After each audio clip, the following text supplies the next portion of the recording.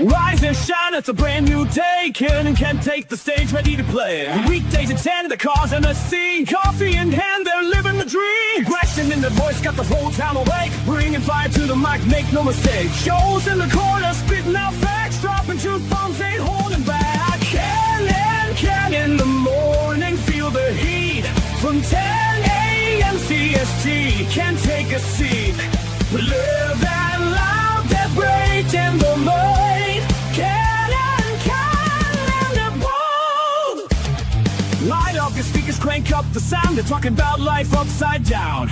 Opinions exploding like a sonic blast. In the studio, they're built to last. With passion and grit, they engage and ignite. Every single week, they're a force can't fight. From sports to politics, This is a Huddle Sports Network broadcast. You can find us on Roku TV, Amazon Fire TV, Facebook, and of course YouTube. Get all your NFL news here first. Good morning and welcome to our edition of Ken and Ken in the Morning. I'm off camera because I have a special little co-host with me today whose parents don't want him on camera yet. So while he's here, is that right, old man?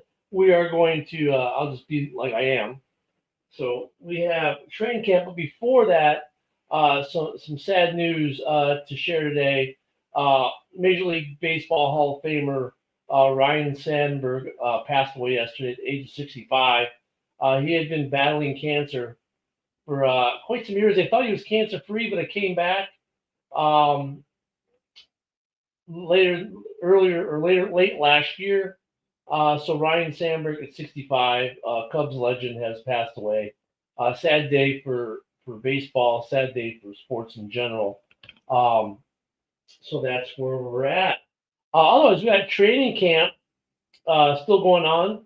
Some big news coming out of Tampa Bay. Buccaneers guaranteed $30 million of Baker Mayfield's contract for next season, which they didn't have to do. There was no money left, guaranteed money left in his contract. Good man. Oh, my special little co-host is about to leave, so give me a second. Bye, buddy. Bye. All right. My special little co-host is now left. Now we can bring the camera back online. There we go. Good morning, everyone. The special co-host can't be seen on camera yet. So yeah, the Buccaneers added $30 million in guaranteed 30 to the 40 million for next year. I'm wondering if that means, hey, there's an extension coming though too. Normally we see that kind of thing. There's an extension, right? We saw that with Max Crosby last year. The Colts also agreed to an extension with Bernard Raim, who's their left tackle, 4-year, $100 million extension, which is now official. So yeah, that was another big. There were a couple. Good morning, Joe. What's up, kid? Hey, did you hear about Baker Mayfield? That they reworked his contract? Yeah, basically all they did was guarantee 30 mil of his 40 mil for the 26th season. Yeah. Good for Baker. He deserves it. Yeah, he does. Cortland Sutherland also got an extension yesterday. Yeah, for like $90-something million. $92 million for 4 years, yeah. Man. And that's Commanders Nate Herberg retired, but he missed the entire season last year with injury. Retiring doesn't really move the needle much at all. Yeah. Yeah, a couple extensions and retiring yesterday. That's about it. And of course, Ryne Sandberg passing away yesterday was sad. Who? Ryne Sandberg, Chicago Cubs second baseman, Hall of Famer. Oh, yeah, I've heard the name before. That's why I was like, it didn't ring a bell. I thought it was a baseball player. Because I've heard the name. I remember it from when I was a kid. Or maybe not a kid, but no, when you're a kid, makes sense. He played in the 80s. Yeah. He retired in the middle of the 1994. He was 81 through 94. He was in Major League Baseball. Yeah. Yeah, I mean, he was I grew up watching him. I grew up watching Rhino. Yeah, Great. Ryan Ryne, or Yeah. it was Ryne, Ryan Sandberg. Yeah, I had his card. Yep. Yeah. Yeah, Great player, man. Gonna miss him. yeah, But football wise, so the Bears were working some trick plays yesterday at camp. DJ Moore got to be running back for a little bit. So of course, the speculation goes on at camp. I love camp speculations, man. yeah. They're all over the place right now. Like, so with the Raiders yesterday, or for the last couple days, they've been running Jordan Meredith at center, and so the speculation, all of a sudden, the clickbait articles come out: has Jackson Powers Johnson lost his starter? And then they asked Pete Carroll, and he's like, "No, dude, mixing everybody in, like, and especially at center, you want to give your backup center as much time with the ones as you can without taking Yeah. away from your starting center, because if your starting center goes down, you want your backup center to have a rapport with both quarterbacks." He's like, "We're mixing everybody in though. Like, he's like, we're gonna find the best five." And so he used the old tired line about competition, although you know True. it's an I old tired mean, line, but it's true, right? Like, you're yeah. gonna I mean, compete. it's that time of year though. Like everyone makes you know makes big leaps in every direction with anything. It's like, oh, Jordan Love completed a pass to Christian Watson. Christian Watson's gonna have a 1,500-yard season because he's gonna drop nothing. Okay, Caleb threw an interception. Therefore, he's automatically gonna be a bust this year, and the Bears aren't gonna win a game. I mean, just whatever whatever your flavor is, you can take anything and twist it right now. It's like CNN calling the shooter yesterday almost white. I mean, the dude is like a lot less white than I am by a mile, but he's white. Like, okay, it's the same thing. Like, it's, I wish we would just get back to like honest reporting of camp and not this, you know, Yeah, almost these. like that's Yeah, I know hilarious. that was funny. That I mean, it's like, oh, geez. Yeah, they Um, do whatever they can to try to paint them as right wing nuts, but yeah. it's like funny because this guy donated to Kamala Harris last year, like, but he's a right wing Republican, right? Like, I don't Of know, course. Well, that's like every player is a bust at camp or a super stud or like a Chase super study. Claypool is gonna, Chase Claypool was the darling of camp a couple years ago, and he was gonna revolutionize the NFL and be the best wide receiver ever. I mean, like, I almost sometimes I just wish we didn't get any news out of camp because it's just you don't get. I mean, you want to know if the players are starting to feel comfortable maybe with the offense or the defense, or at least if they maybe look like they're in shape or if they're injured. But I mean, everyone just I get it. Doom and gloom sells. Trash talk sells for a bit, but there's a big selection of us who want actual football news that means Yeah, something. You know. dude, they even posted from yesterday's practice or the day before's practice. They posted Geno Smith's practice stats. I was like, practice stats? Like, dude, like, because I guess he threw a pick six early in practice. But they were like, Geno, despite, he's early in practice, but then he really rallied, and he ended the practice after the pick six. He was 17 of 22 with like 4 touchdowns and no interceptions. And I'm like, bro, it's practice. Like, none of that stuff counts. You Oh, but know, they did one, so well at this 2-minute drill at practice with no pads but on. one thing I did see that I mean, take it for what it is. Like, I'm not, you're not going to hear me make any predictions off of it, but he threw a really nice over the shoulder touchdown to Brock Bowers. Like, it was just absolutely perfect, man. The way he got it right over the defender and like right over Brock's back shoulder into his hands. Like, it was a nice pass, dude, and a I'm nice at the catch. point, I'm at the point with Chicago where I really don't even care what Caleb looks like throwing the ball because I know during the seasons they'll look fine. I care more about the offensive line and how they're gelling and becoming a unit. That's what I care about on camps. Like all these like, beautiful passes to Rome and DJ Moore playing running back and cool little trick play where they backwards passed it to I think DJ, who then lateraled it back to Caleb, who threw a dart downfield. Great. I want to know how the line is doing. That was what I'm looking at out of camp for Chicago. Like, how is this rebuilt offensive line? How are they coming together? Like, how are the mental miscues being eradicated? How are they, starting to figure out what the guy there left and right is doing in the middle?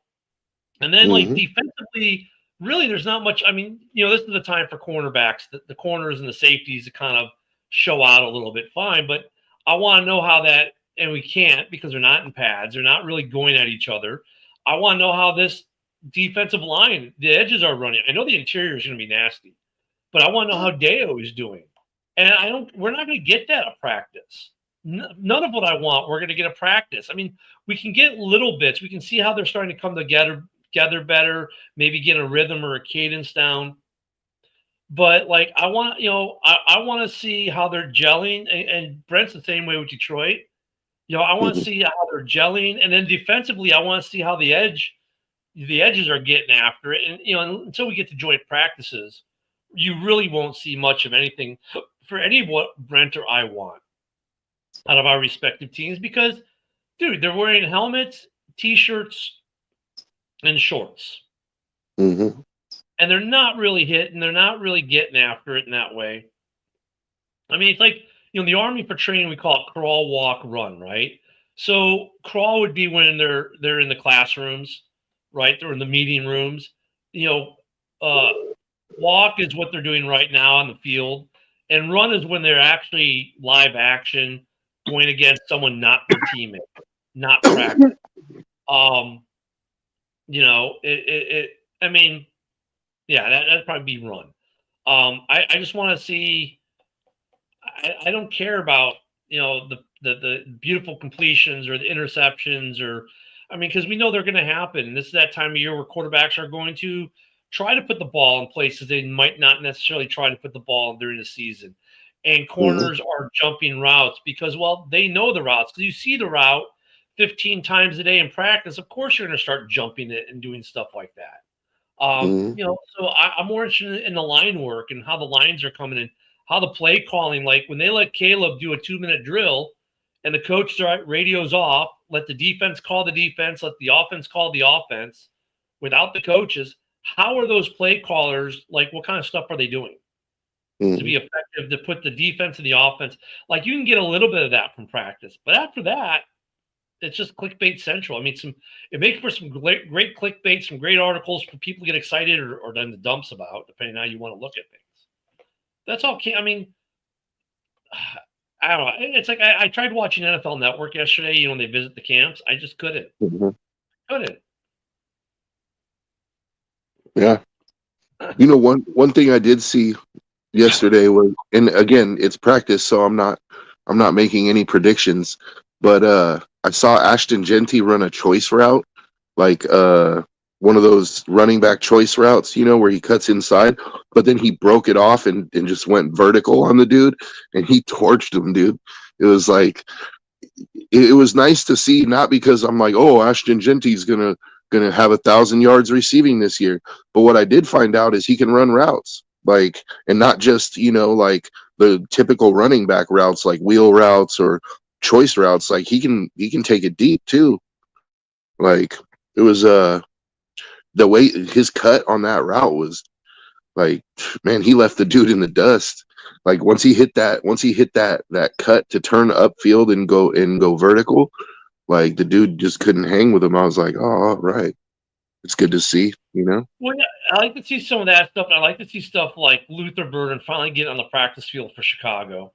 I like to see the rookies getting out there. He had a little bit of an injury. He got on there wearing pink cleats. Everyone made a big deal about his pink cleats.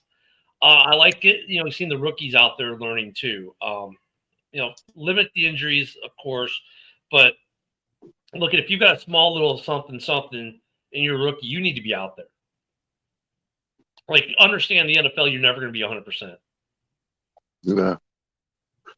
And then you got the camp heroes, right? Like the Raiders were talking about this guy, this defensive tackle named Jonah Lalatu or something like that. He's a hometown guy. He's from Las Vegas.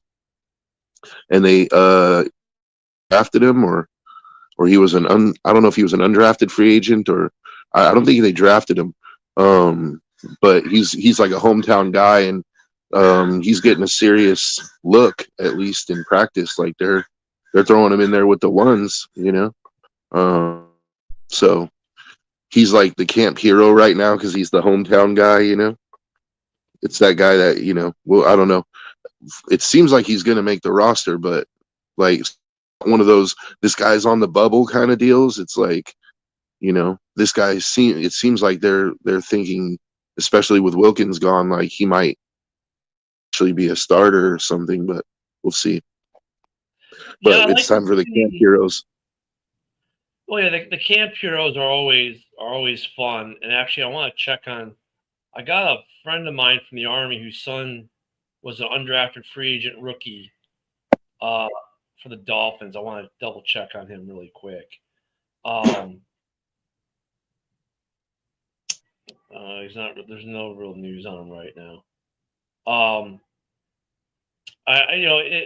like the camp heroes are always fun. You know, the camp heroes. It's hard because something like Wheeler was at last year for the Bears, and you know, of course, then he gets hurt. Here we go. AJ Henning. I hope he makes the roster in Miami.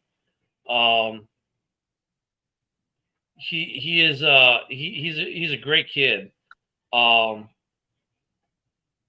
he got undrafted free agent rookie with the Dolphins, and he had several offers, but he went there. He played for Michigan and then Northwestern, so he did 5 years collegiate. But I hope he makes that team. The kid, he's a wide receiver, but he did a lot of punt return, kick returns in college as well, though. Yeah. So so hopefully he can make that squad there, pulling form down there in Miami. Milltown says my Lions O-line seems it's almost all but confirmed at this point that Graham, the man Glasgow, will indeed be. We kind of knew he was going to be the center, though, Mitch. I mean, that was almost like the no-brainer for them. But see, that's what I want to see. Like, I want to see these lines gel, and it's kind of hard at camp to get that warm fuzzy. You know, and then of course you have to watch the injury bug. Like last year for the Bears, the starting five we envisioned coming out of camp is not what happened at all during the season at any point because of injuries. So we gotta watch the injury bug right now at camp, and I hope these guys don't. Because the NFC North is a lot of. I mean, I look at these NFL divisions. There's gonna be a lot of fun football in the NFL this year. I mean, the talent level in the North is there. We know it is. The West has some talent level. We're seeing a resurgence in talent across the board because for too many years, it seemed like all the talent was in one place or another. But we've got a pretty good spread of talent now across the league, which I don't think we've had that good of a talent spread as we've got now. You know, I don't think it's been a decade since we've had this kind of talent spread. Like, there's a lot of good football teams right now. Like, it's really hard to find, like, if you were to say, who's your worst three? You know, and even when you look at your worst three, like, most people probably add Cleveland in there because of their quarterback situation, but they got a pretty damn good defense. You know, people would add the Giants in there who have, like, a nasty front line on defense. I mean, they're looking to be a pretty improved team. People are going to throw the Jets in there, but the Jets, for me, are a wild card out there. I think Fields was the right choice for them. And they got some talent on that team, too, with AG as a head coach. I'm like, who's going to be the stinker this year? You know, the Colts, and then, maybe? Then you got Carolina, who, like, you know, they were bad last year and bad the year before, but, like, it seems like they're starting to kind of turn the corner, and, like, Bryce Young is starting to look like a real quarterback, and, you know, it seems like we're going to, you know, Indy, I think, is still going to be bad. Like, if I'm being honest, I don't think Indy. their quarterback situation is not good. And their talent is aging. You know, like their running back is another year older. Their defense, their stars are another year older. Like, I don't know. I think Indianapolis has an opportunity to be really bad. I think Tennessee is another question mark for me. Like, I expect them to be bad, but if Cam Ward is good, like, they could surprise people. I'm not saying they're going to make the playoffs or anything, but like, they could win more games than people expect, you know, if Cam Ward turns out to be really good. Yeah, I don't know. That's a hard part with some of the rookies. I don't want to put too much. There are some teams I think that could be have a letdown year. I think Seattle could be one of those teams with a letdown year. I don't know. I don't want to write Sam Darnold off because he had a good year last year. And who knows? I mean, look, it's like he could be better than average to better than average, which would be good for Seattle.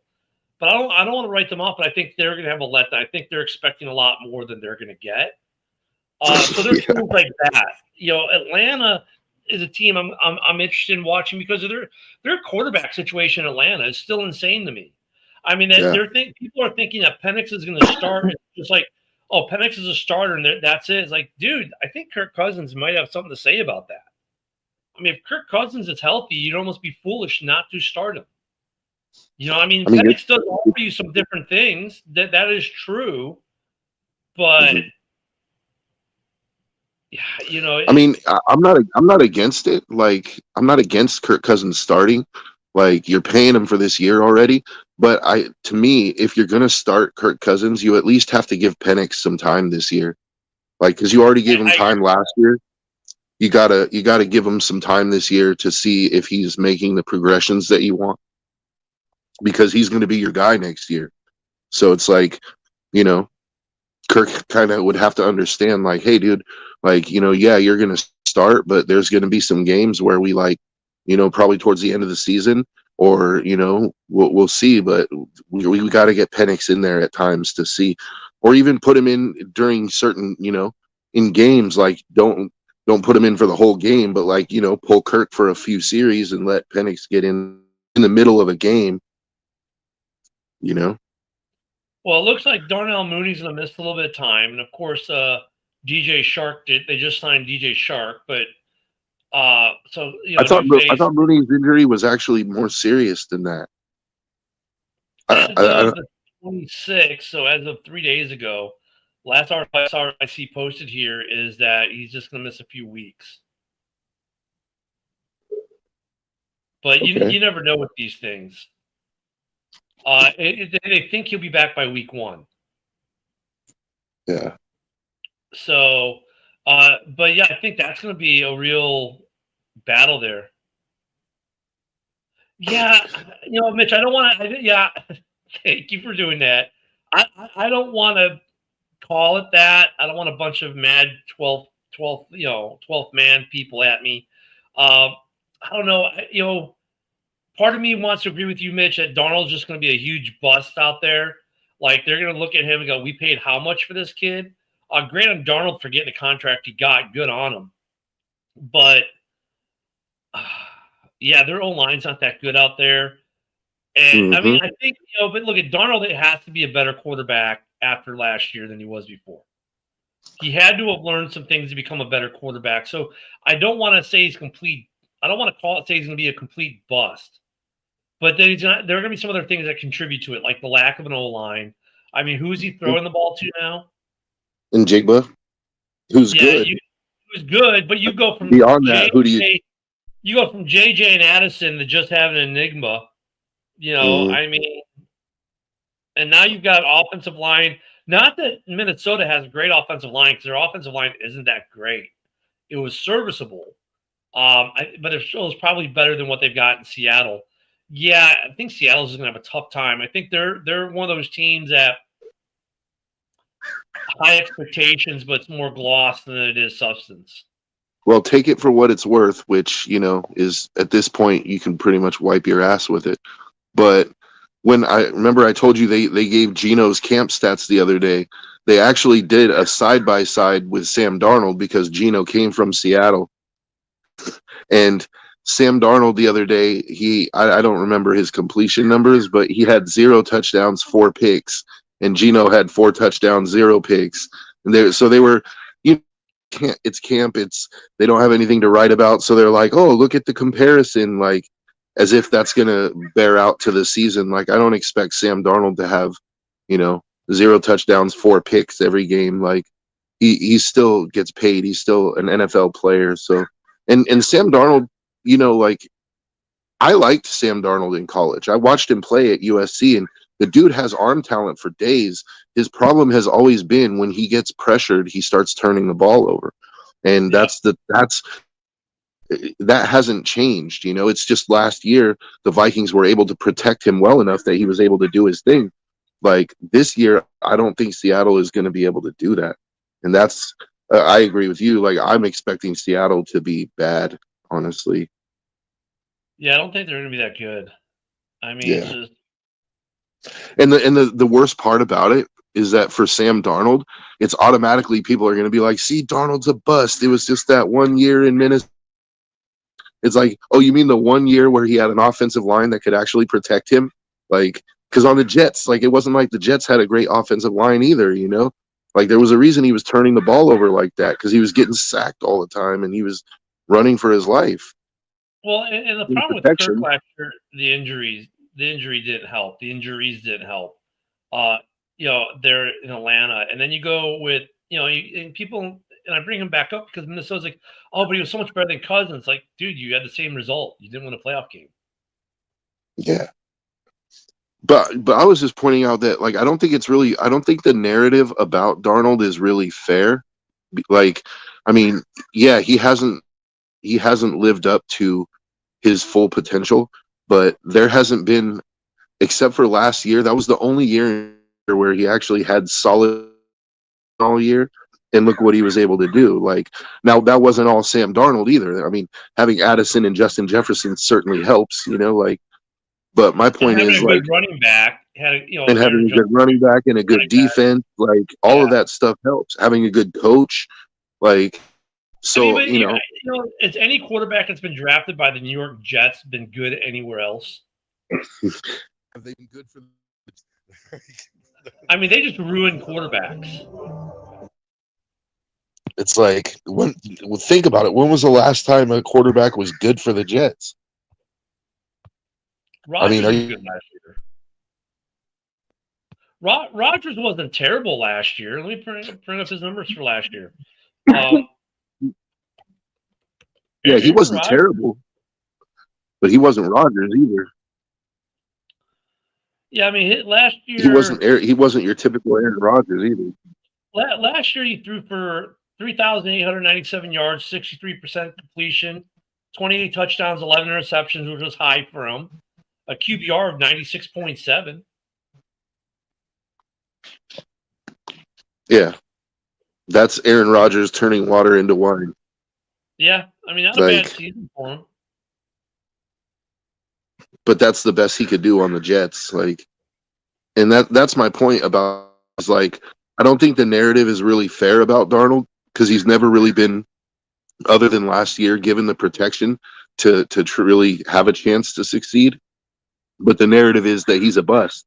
And I don't think it's fair, but I don't think this year is going to do any favors for that reputation. Like, I think at the end of this year, people are going to be like, man, why did we get Darnold? Like the fans, and why did we go get Darnold? It's like, no, why didn't you go get an offensive line to protect Darnold?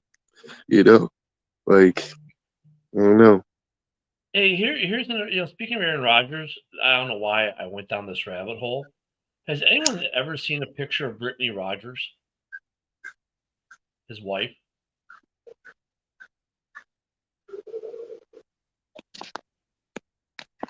I don't think there's a picture of his wife anywhere.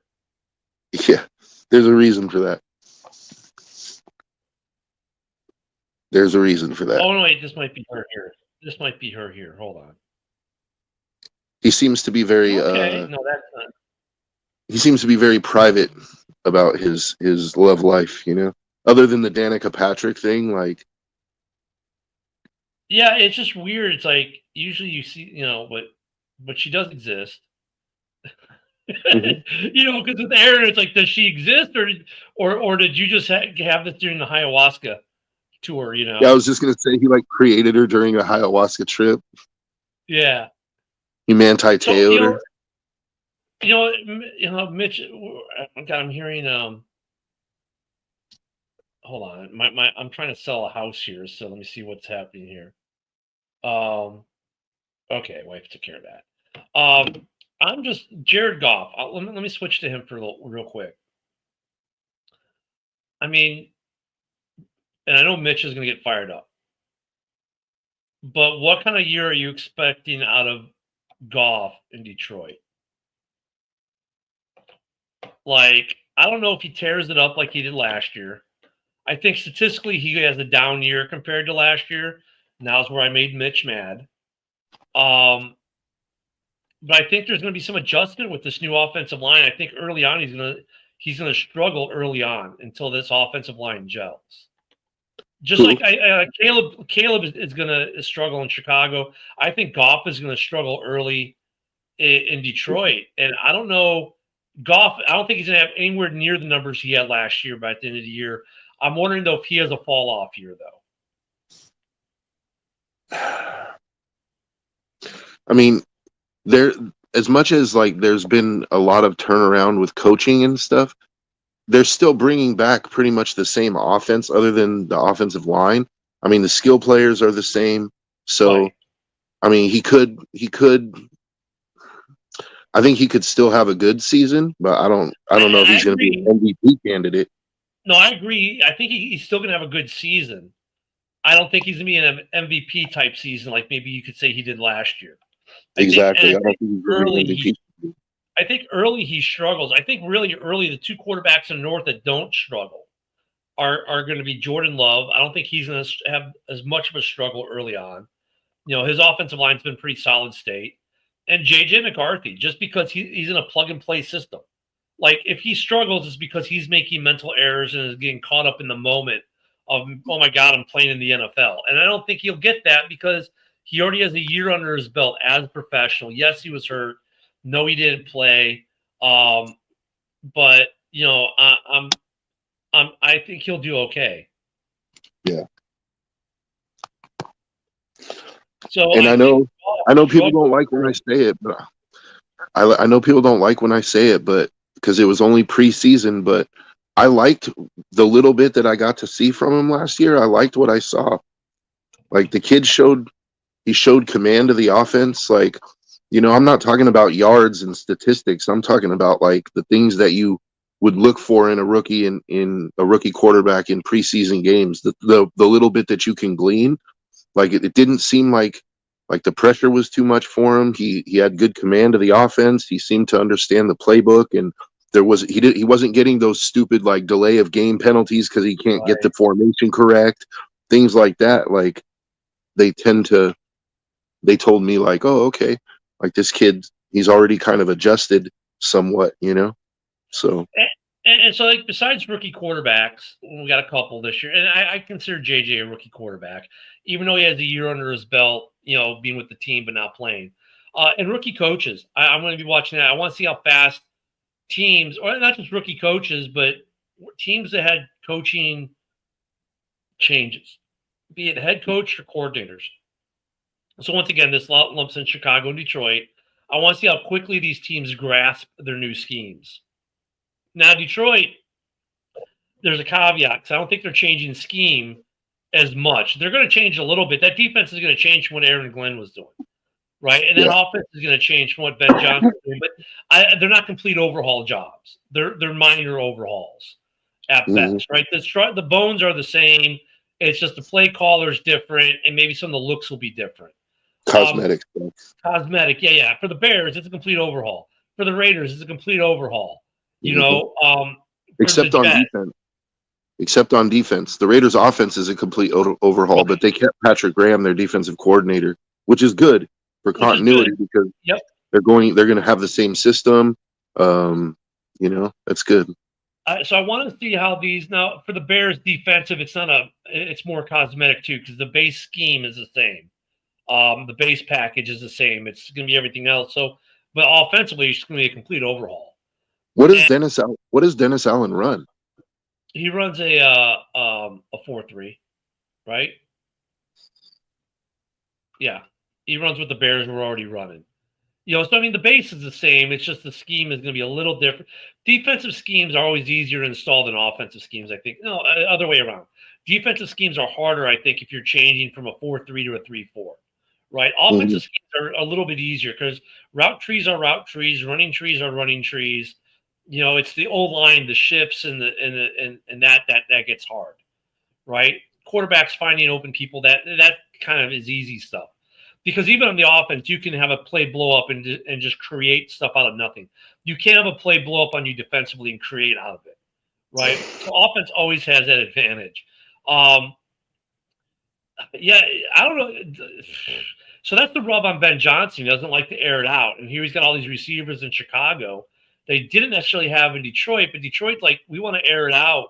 See, these are the changes I want to see happen come game day. And in preseason, we're not going to – here's the thing that really irks me. We're going to get a preseason game this Thursday. The next week, we start the full slate. We're not going to get anything out of these games. Everything is vanilla. Mm-hmm. I want to see if Ben Johnson, who, some people said he's going to be this quiet football nerd as a coach. Well, he definitely isn't. So they're already wrong with that. He's been very vocal, loud, and whatnot at camp, holding people accountable. I wonder if he's going to go long. I wonder if Detroit's going to throw the ball long. I want to see if Green Bay is going to try to use how they're going to use Golden. Like, are they going to line him up with Christian and let them just both burn and try to open the field up? Because I think there's merit to that. Minnesota, we know. Minnesota's talented overall. It's just for them, it's a quarterback issue. Everyone else, I'm like wondering what they're going to do with the long ball, and that's a good point that Dorn brings up. Lions do want to air it out because J-Mo's got speed, man. And if you have a perceived weak secondary, they're going to go after you with J-Mo long and probably St. Brown mid, and they're going to connect with one of them. Mm-hmm. Yeah, and then you got Laporta too. Yeah. And Laporta can actually go mid too. And I wonder what Kansas City's going to do because do they even have a wide receiver on the roster right now? I know they do, but. Well, I think Rice is coming back. I think they got rid of DeAndre Hopkins though. Aren't they with him though? Don't they have doesn't he have he's gonna get suspended? Yeah, I don't know if he got suspended yet, but he's looking at a suspension. Rice is. And then they have Xavier Worthy too. And that kid's looking better and better. Oh, where's the let me see. Rashee Rice received a 30-day jail sentence, but it's one of those things where he might not have to remember we were saying he might have to if he does certain things, he won't have to do anything. The NFL hasn't given a suspension yet, but they could. Yeah, his case is a little weird. But then, after that, it's like they really don't. I don't know what they're doing wide receiver wise.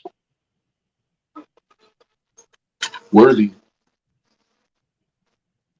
Yeah, they're going to be interesting to watch. Worthy's going to be their deep guy, I think.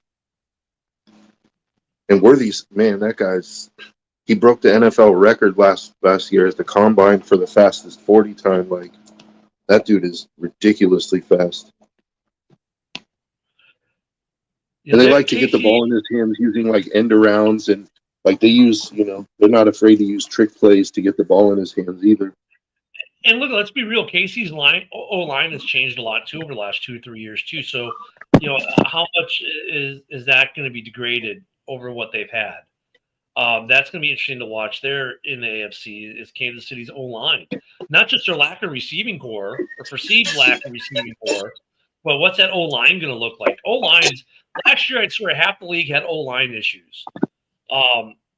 That's what I'm looking for in camp. I mean, yeah, we focus on quarterbacks at camp. I get it, but I'm looking at lines. I don't know. I mean, I'm trying to look outside the NFC North because we cover so much of the North. And yeah, the North is going to be super exciting, but I want to see what some of these AFC teams are going to do. Like, I think, like, we haven't really talked about Buffalo much this offseason. I get it because they're just really good. But Buffalo doesn't necessarily have a wide receiving core that, is a bunch of household names either. No, I mean, even more than that, I mean, they don't really have a wide receiver core that's recognizable to people. Like, it's kind of, they made the most of it last year, but they had Amari Cooper, and now Cooper's gone, but they really only have Coleman. I love Coleman. Just has the great best sound bites. Coleman, and he looked pretty good last year for a rookie, man. He did. But really is he ready to carry the team? Because it's looking like that's what's going to have to happen. I mean, they've got Chenault. They got Dawson Knox back. And I think Dawson Knox, if not for injuries, would be one of those tight ends we talk about a lot. But he's had some injuries. They got Deion Kane. They just signed him at wide receiver. They've been signing lots of wide receivers. A lot of receivers. I mean, they got James Cooks. They got a good running back, and they're working on an extension with him. But yeah, their wide receiving room, God, it just seems pretty. You know what? They didn't draft a wide receiver this year. Well, they did in the 7th round. They drafted Caden Prather in the 7th round at 240. Yeah, they should have drafted one way earlier than that. But I don't know. Yeah, I'm wondering about them. They're a team. I'm wondering. I mean, look, you got a great quarterback, and he can make something out of nothing. But their wide receiving room. Oh, we got some Morning Wood back from vacation. Good morning, Woody. Whew. It was. Now it's down. What's going on? Well, we're not buying into all the great hype of camps of how great and bad these quarterbacks look. Yeah. More or less trying to figure out. Yeah, Jaden Daniels threw 5 interceptions the other day. Cut him now. Cut him now. Exactly. I want to know how these lines are. These offensive lines. Stupid. Yeah. And that's the thing. Like in Chicago, you'd think that the media would be reporting on the offensive line every day, right? Because that's been our thing, right? No, it's Luther wears cleats. Ooh, DJ Moore played running back. Oh, look at this great ball that came through. No, I want to tell me about the offensive line. You know what, Ken? Good news is Brisker had 2 interceptions the other day.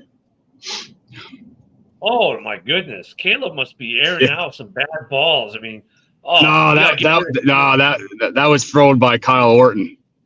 Oh. No, but that's good news though. Believe it or not, I know it's camp, but it's good news that a guy that was on IR for a concussion for 12 games coming back and doing those 2 interceptions. Who knows? It might be thrown right to him. Who knows? Yeah, no, seeing Brisker being able to perform on even just the practice field, that one is a little noteworthy because of the injury and then what he said he had to do to come back. He had to retrain his entire nervous system, relearn football to a degree. Seeing him on the field and flying around and doing things but when they start hitting, that's when Brisker. That's when, it's nice to see him doing stuff now wearing a helmet, shorts, and a T-shirt. What's he going to look like in full pads, and what's he going to look like in a joint practice when they're actually hitting each other? Mm-hmm. Yeah, that too. That's what I want to see. Doran says, Malik Neighbors left practice. Uh-oh. He has a shoulder issue. I hate to see. These guys aren't even in pads yet, man. Yeah, buddy, you're not gonna beat a V6 EcoBoost, buddy. Calm down with your shitty Jeep. Oh, we missed the. That was vacation. Joe, me and you should just have a show of us driving together. Fuck it. Yeah, Two guys. I got a V6 EcoBoost too. Do you? F-150? Yeah, I got an F-150. I have a 2017 F-150. Oh, I got a 24. Black on black on black.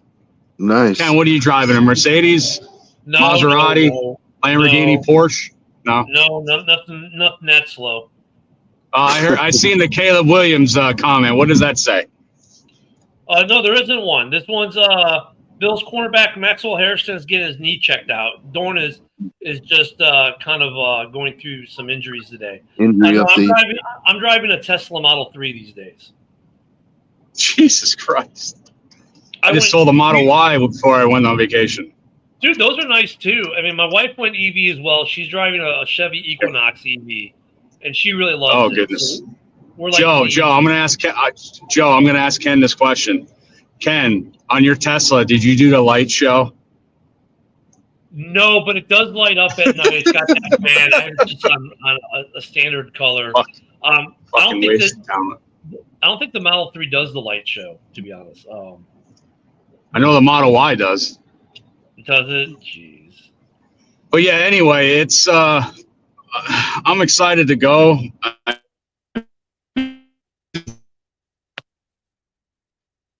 I got carted off his, which I don't understand. He got carted off the field for a wrist injury.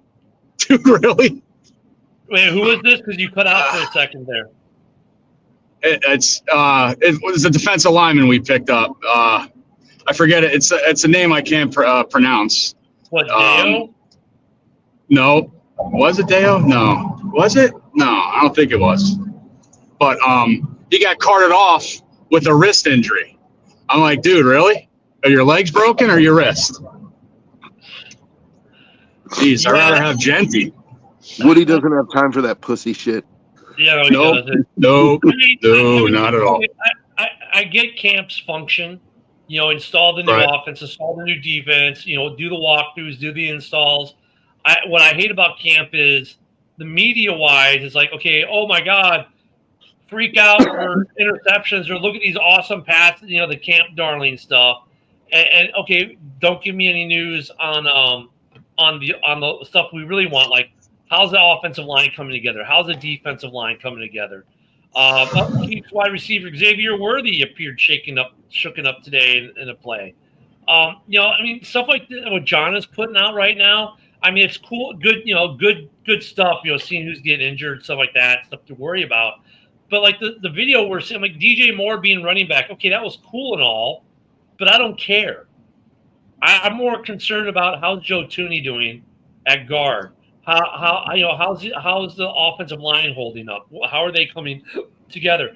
What's that defensive line looking like? Is Deo showing progression that he's worth the $8 million we paid him? Like that's what I want to see. Bristol and Grady Jarrett too. Yeah, Jarrett. I know Grady Jarrett. I liked his first press conference. They asked him, so you're in year 11. How do you ramp up? And he's like, you don't. And like, what do you mean? He's like, you go 100% all the time. Period. See, I want to know how special teams are with the kicking controversy, and I didn't hear nothing about Dunnervay. He's most likely going to return kickoffs and punts from us. It's a shame that we don't hear too much about special teams in training camp. Yeah, because we have a field goal kicker competition this year. We have. Yep. I love Cairo, but he can't go long, and we bring in this kid who can go long. Is Cairo the hero of Week 18 last year? Is he on the way out? Don't know. See, like those guys we'll see in the preseason. So we'll get to see the kicking controversy play out in the preseason. But like that's the other thing with the preseason. We used to see these position battles play out in preseason games. Yep. For the Bears left tackle, they're saying all three guys have a shot. Okay. Are we going to see all three guys in the preseason? Enough? No, I still believe that last preseason game, though, and everybody's going to be mad and upset with me. Like, I really care. I think Caleb Williams should play 3 quarters. I do, too. Or at least, Joey, what do you think, Joe? You mad at me for saying that? No. In the third preseason game, these guys, they should look at in the third. Well, like okay, in the second preseason game, these guys should be playing at least turn 3 left. quarters. In the third preseason game, they should probably play the first 2 quarters and then like make the second half. The guys fighting for roster spots. I get, Right. I get that, but I mean, I want to see more starters. But even when I see him, though, here's the problem: they may look good in these preseason games, but they're not running the actual offense. Mm-hmm. They run this beaten down vanilla thing on offense and defense. So I don't know how much preseason helps them in that regard. Well, Ken, speaking of that, I mean, our offense is probably working pretty good if we're testing out DJ Moore at running back. Well, and then the little trick play they did yesterday too, where I think he pitched it to DJ, who then threw it to Caleb, who then threw it downfield. Oh, God. And then Keenan Allen throws an interception. Keenan Allen still hasn't signed a contract, I don't think. I think there's a lot there. There's a couple receivers out there that aren't signed yet, but I think these teams are waiting until training camp and see if anybody gets hurt. I think he's going to go to the Chargers, actually. I think he'll end up re-signing with the Chargers for some weird reason. Wait, with Mike Williams walking away? Dude, you're going to be the star there again. Yeah, I think Allen just doesn't want to do camp. So he's going to wait to sign. I think it's funny how these guys don't want to do camp. I mean, if you love football, you think you'd want to be out there at camp and anything football related, man. Yeah, we got a preseason game Thursday night. Don't expect much. I'm sure we'll all watch it just because, hey, we actually can watch football again. Preseason, we'll watch those games too. It's hard to get excited though, and I think the problem is we take too much out of these preseason games in some regards. Like, like look at Ian Wheeler. I like the kid, but last year Chicago fans took way too much stock in preseason games with Ian Wheeler. I liked him. I mean, is Case Keenum the only one off the PUP list? No. Wheeler came off it too. All right, because I was on vacation and it was like our second honeymoon, so I really didn't get on the phone. I gotta go, guys. I got final exams today.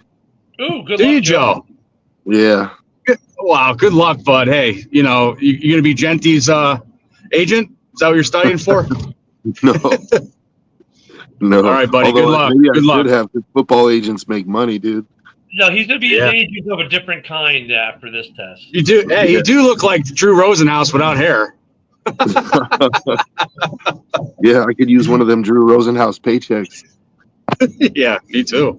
Good we all. Well, good luck on your test today, brother. Yeah, thank you. Good luck, bud. But, I mean, yeah, I think the only one still on the list is Jalen Johnson. He's the only one on the NFI list still. Aye. Dude, I mean, I think he's maybe he's going off because of how much Saucer got for his contract. He's like, yo, I'm better than him. I'm going to get more. I'm like, really, dude? Come on. That's kind of what was reported early, but I don't know how much that's clickbait, how much that is real. I mean, it's kind of coincidence he's got this injury. I think someone just wrote the clickbait article because the injury. Oh, this is why he's really sitting out, because why wouldn't you write something like that if you need clickbait? And I don't think there's any truth to it. I mean, the dude just signed the contract last year. He got paid. I don't think he's said anything publicly that I've seen that would lend credence to that article, that, oh, he wants more than Sauce.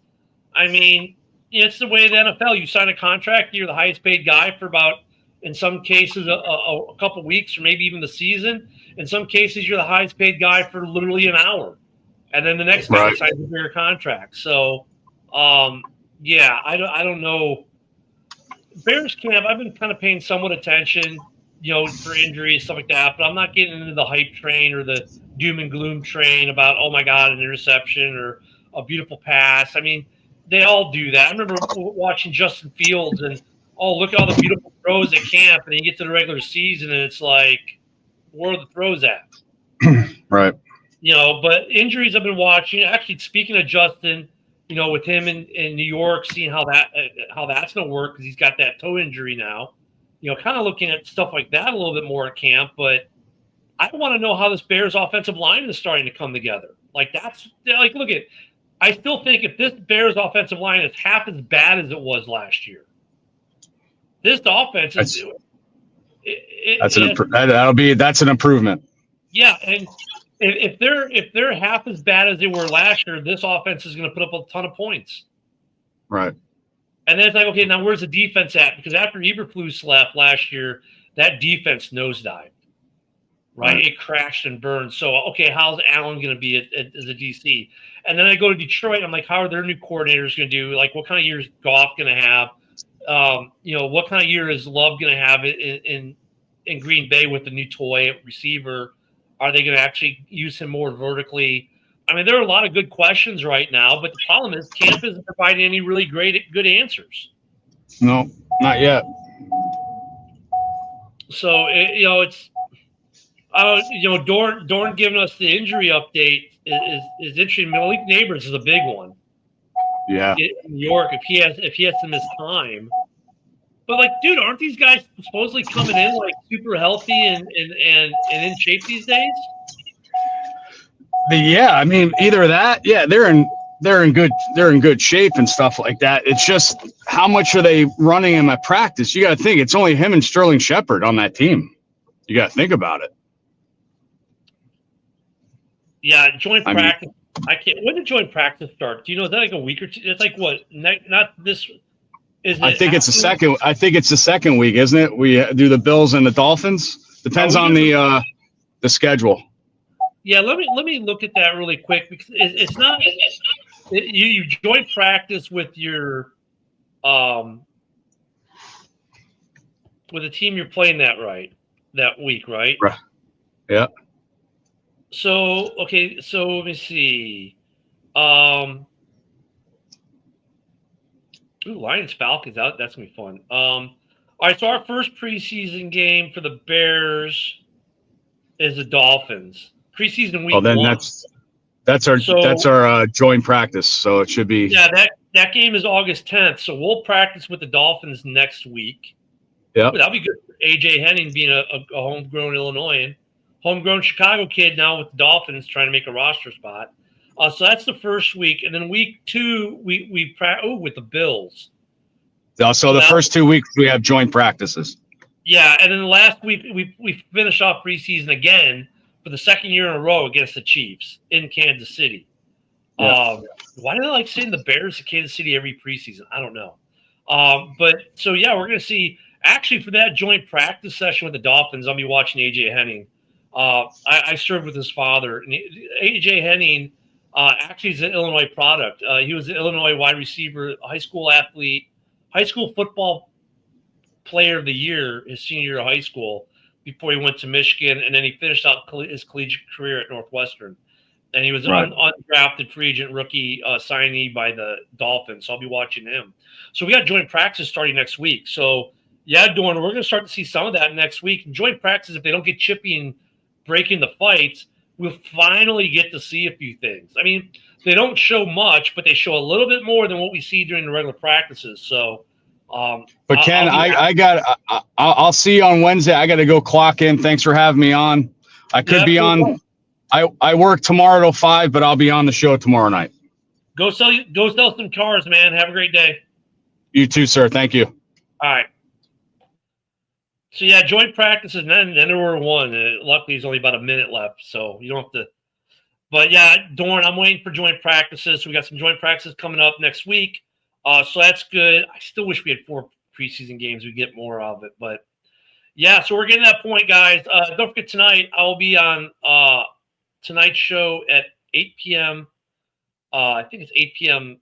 Central for Driving to the Top Productions. I'll be on the round table.